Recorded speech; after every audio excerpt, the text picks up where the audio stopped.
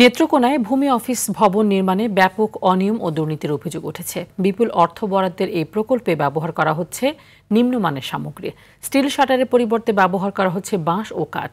তদন্ত করে আইনগত ব্যবস্থা নেওয়ার দাবি জানিয়েছে এলাকাবাসী। নেত্রকোনা প্রতিনিধি গজনবী বিপ্লবের পাঠানো তথ্য ও চিত্রে বিস্তারিত জানাচ্ছেন সাকিব আল হাসান। সারা দেশে ভূমি অফিস নির্মাণ প্রকল্পের দ্বিতীয় পর্যায়ের আওতায় নেত্রকোনা সদর উপজেলার রৌহা ইউনিয়ন ভূমি অফিস ভবন নির্মাণ কাজ শুরু করেছে ঠিকাদারি প্রতিষ্ঠান মেসার্স জাদিদ মোম এন্টারপ্রাইজ। স্থানীয় সরকার প্রকৌশল অধিদপ্তর এলজিইডির তত্ত্বাবধানে চলতি বছরের জুন মাসে শুরু হয় ভবনটির নির্মাণ কাজ। ব্যয় ধরা হয় প্রায় 1,18,00,000 টাকা। স্পেসিফিকেশন অনুযায়ী ভবন নির্মাণে স্টিল শাটারিং বাধ্যতামূলক হলেও বাঁশ ও কাঠ ব্যবহার করেই চলছে সেই কাজ। এর ফলে ভবনের স্থায়িত্ব ও মান নিয়ে প্রশ্ন তুলেছে এলাকাবাসী। তারা বলছেন, ভবিষ্যতে অল্প সময়ের মধ্যে দেখা দিতে পারে ফাটল, ধস কিংবা দুর্ঘটনার ঝুঁকি।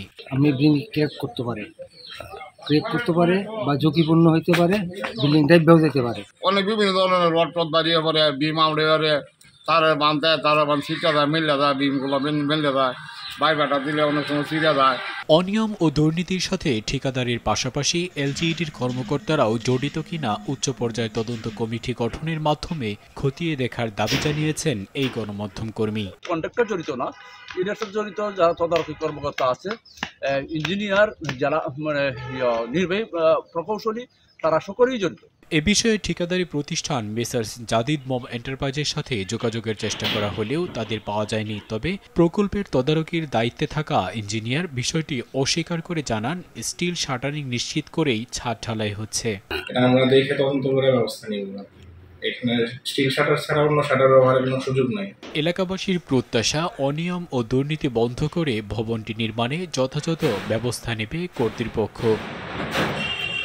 সাকিব আল হাসান, RTV।